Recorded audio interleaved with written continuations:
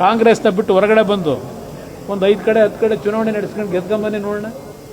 2006 58 seat ಗೆಲ್ಲಲಿಕ್ಕೆ ನಿಮ್ಮೊಬ್ಬರದಲ್ಲ ಕೊಡುಗೆ, ದೇವೇಗೌಡರ ದುಡಿಮೆ. 2002 ಬೈ ಎಲೆಕ್ಷನ್ ಆಯ್ತಲ್ಲ ಕನಕಪುರ ಲೋಕಸಭೆಗೆ, ನಿಮ್ಮದೇನಪ್ಪ ತಪಾತ್ರ?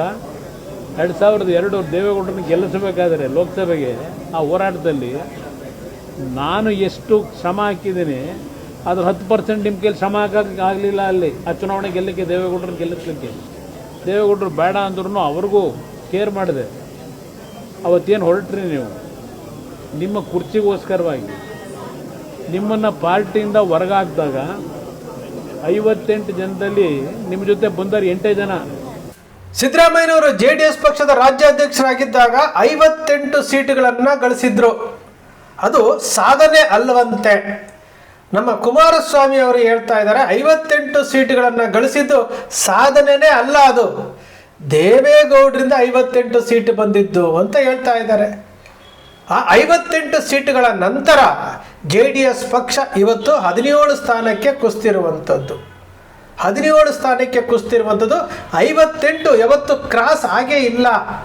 ಸಿದ್ದರಾಮಯ್ಯನವರು 2006ರಲ್ಲಿ ಏನು JDS ಪಕ್ಷದಿಂದ ಉಚ್ಚಾಟನೆಗೊಂಡು ಹೊರಗಡೆ ಬಂದ್ರಲ್ಲ, ಅದಾದ ನಂತರ JDS ಪಕ್ಷ 58 ದಾಟಲೇ ಇಲ್ಲ. 2 ಬಾರಿ ಮುಖ್ಯಮಂತ್ರಿ ಆಗಿದ್ರಲ್ಲ HD ಕುಮಾರಸ್ವಾಮಿ ಅವರು, 2 ಬಾರಿ ಮುಖ್ಯಮಂತ್ರಿ ಆಗಿದ್ರೂ ಸಹ JDS ಪಕ್ಷವನ್ನು ಕಟ್ಟಲೇ ಇಲ್ಲ. ಇವತ್ತಿಗೂ ಸಹ JDS ಪಕ್ಷ ಎಲ್ಲಿದೆ ಅಂತೇಳಿ ಆ ದಕ್ಷಿಣ ಕರ್ನಾಟಕ ಭಾಗದ ಹಾಸನ, ಮಂಡ್ಯ ಈ ಕಡೆ ಭಾಗದಲ್ಲಿ ಬಿಟ್ಟರೆ, ಈ ಕಡೆ ಮಧ್ಯ ಕರ್ನಾಟಕ, ಕರಾವಳಿ ಕರ್ನಾಟಕ, ಮಲೆನಾಡು ಕರ್ನಾಟಕ, ಕಲ್ಯಾಣ ಕರ್ನಾಟಕ, ಮುಂಬೈ ಕರ್ನಾಟಕ ಎಲ್ಲೂ ಸಹ JDS ಪಕ್ಷವನ್ನು ನೋಡೋಕ್ಕಾಗೋದಿಲ್ಲ. ಇವರು ಹೇಳ್ತಾರೆ 2028ಕ್ಕೆ ಸ್ವತಂತ್ರವಾಗಿ ನಾನು ಮತ್ತೊಮ್ಮೆ ಅಧಿಕಾರಕ್ಕೆ ಬರ್ತೇವೆ, ನಮಗೊಂದು ಅವಕಾಶ ಕೊಡಿ ಅಂತ ಹೇಳ್ತಾರೆ. ಇದೆಲ್ಲ ಕಾಮಿಡಿ ಅನ್ಸಲ್ವಾ ನಮಗೆ? ರಾಜಕಾರಣಿಗಳು ಇಷ್ಟೊಂದು ಮೂರ್ಖರನ್ನಾಗಿ ಮಾಡ್ತಾ ಇದ್ದಾರಲ್ಲ ಜನರನ್ನ. ಸ್ವಲ್ಪ ಹಾಗೆ ನೋಡ್ಕೊತಾ ಬನ್ನಿ. 2023ರಲ್ಲಿ ನಾವು 125 ಸ್ಥಾನಗಳನ್ನು ಗಳಿಸ್ಬಿಡ್ತೇವೆ ಅಂತೇಳಿ ಯಾತ್ರೆ ಮಾಡಿದಂತಹ ಕುಮಾರಸ್ವಾಮಿ ಅವರು CM ಇಬ್ರಾಹಿಂ ಅವರನ್ನು ಮುಖ್ಯಮಂತ್ರಿ ಅಭ್ಯರ್ಥಿ ಅಂತ ಘೋಷಣೆ ಮಾಡಿಕೊಂಡು ಅವ್ರನ್ನ ರಾಜ್ಯಾಧ್ಯಕ್ಷ ಅಂತ ಮಾಡ್ಕೊಂಡು ಹೊರಟಂಥವರು ಏನಾಯಿತು? 19 ಸ್ಥಾನಕ್ಕೆ ಕುಸಿತಾರೆ. 19 ಸ್ಥಾನಕ್ಕೆ ಕುಸಿದು ಯಾವ BJPಯನ್ನು ತೆಗಳ್ತಾ ಇದ್ರೋ ಕೊನೆಗೆ ಲೋಕಸಭೆಯಲ್ಲಿ BJPಯೊಂದಿಗೆ ಮೈತ್ರಿ ಮಾಡ್ಕೊಳ್ತಾರೆ. ಕೇವಲ 3 ಸ್ಥಾನಗಳಿಗೆ, 28 ಲೋಕಸಭಾ ಕ್ಷೇತ್ರಗಳಲ್ಲಿ 3 ಸ್ಥಾನಗಳಿಗೆ ಮಾತ್ರ ಅವರು BJPಯವರು ಕೊಡ್ತಾರೆ. ಆ 3ಅನ್ನೇ ಸ್ವೀಕಾರ ಮಾಡಿ ಸ್ಪರ್ಧೆ ಮಾಡ್ತಾರೆ. ಕುಮಾರಸ್ವಾಮಿ ಅವರು ಹೇಳ್ತಾರೆ ಸಿದ್ದರಾಮಯ್ಯನವರು ಶಕ್ತಿನೇ ಇಲ್ಲ, ಅಹಿಂದ ಮಾಡಿದ್ರು, ಅಹಿಂದ ಮಾಡೋದಕ್ಕೆ ನಾವು ಉಚ್ಚಾಟನೆ ಮಾಡಿದ್ರಿ ಅಂತ ಹೇಳ್ತಾ ಇದ್ದಾರೆ. ಸಿದ್ದರಾಮಯ್ಯನವರು ಅಹಿಂದ ಮಾಡೋದಕ್ಕೆ ಉಚ್ಚಾಟನೆ ಮಾಡಿದ್ದೀನಿ ಅಂತ ಹೇಳ್ತಾ ಇದ್ರೆ ದೊಡ್ಡ ಅಪರಾಧ ಅಂತ ಹೇಳ್ತಾ ಇದ್ದಾರೆ. ಶೋಷಿತರ ಪರವಾಗಿ ದನಿ ಎತ್ತದೇ ಒಂದು ಅಪರಾಧನಾ? ಇದನ್ನು ಜನ ತಮ್ಮೊಳಗೆ ತಾವು ಆತ್ಮಾವಲೋಕನ ಮಾಡ್ಕೊಳ್ಬೇಕಾಗುತ್ತೆ. ನೋಡಿ ಎಷ್ಟೊಂದು ಸತ್ಯಗಳು ಹೊರಗಡೆ ಬರ್ತಾ ಇದೆ ಅಂತೇಳಿ. ಕುಮಾರಸ್ವಾಮಿ ಅವರು ಲೋಕಸಭಾ ಕ್ಷೇತ್ರದ ಅಭ್ಯರ್ಥಿಯಾಗಿ ಸಂಸದರಾಗಿದ್ದಂಥವರು, ಅವರು ಶಾಸಕರಾಗಿರಲಿಲ್ಲ.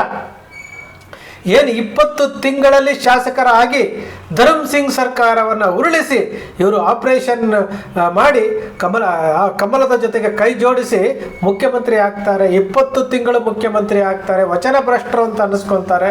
ಯಡಿಯೂರಪ್ಪನವ್ರಿಗೆ ಮೋಸ ಮಾಡ್ತಾರೆ.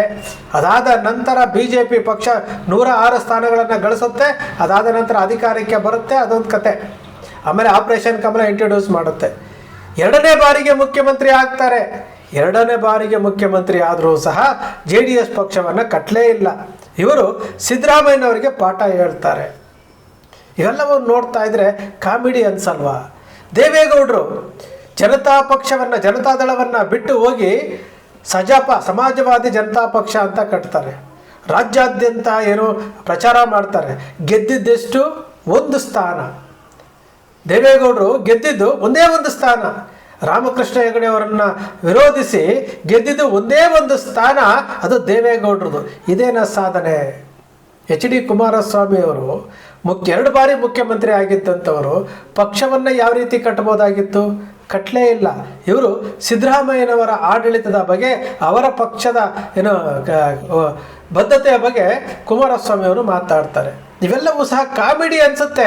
ಈ ವಿಡಿಯೋಗಳನ್ನು ನೋಡಿದಾಗ ನಮಗೆ ಕುಮಾರಸ್ವಾಮಿ ಅವರು ಎಷ್ಟು ಚೆನ್ನಾಗಿ ಜನರನ್ನ ಮೂರ್ಖರನ್ನಾಗಿ ಮಾಡ್ತಾ ಇದ್ದಾರಲ್ವಾ. JDS ಪಕ್ಷ 58 ಸ್ಥಾನಗಳನ್ನು ಗಳಿಸಿದ್ದ ಬಿಟ್ಟರೆ ಇವತ್ತು 17-18 ಸ್ಥಾನಕ್ಕೆ ಬಂದು ಕುತ್ಕೊಂಡಿದೆಯಲ್ಲ. ಭಾರತೀಯ ಜನತಾ ಪಕ್ಷದ ನೆರಳಿನಲ್ಲಿ ಬಂದು ಕುತ್ಕೊಂಡಿದೆಯಲ್ಲ.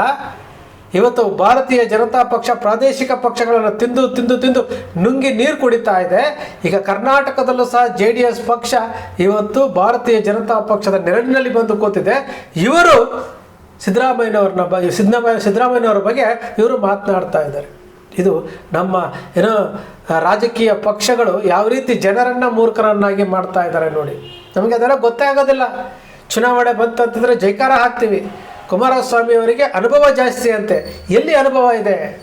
ಅನುಭವ ಇದ್ದಿದ್ರೆ ಪ್ರಾದೇಶಿಕ ಪಕ್ಷವಾಗಿ ಕರ್ನಾಟಕದಲ್ಲಿ 224 ವಿಧಾನಸಭಾ ಕ್ಷೇತ್ರಗಳಲ್ಲಿ JDS ಪಕ್ಷದ ಅಭ್ಯರ್ಥಿಗಳನ್ನು ತಯಾರು ಮಾಡ್ತಾ ಇದ್ರು.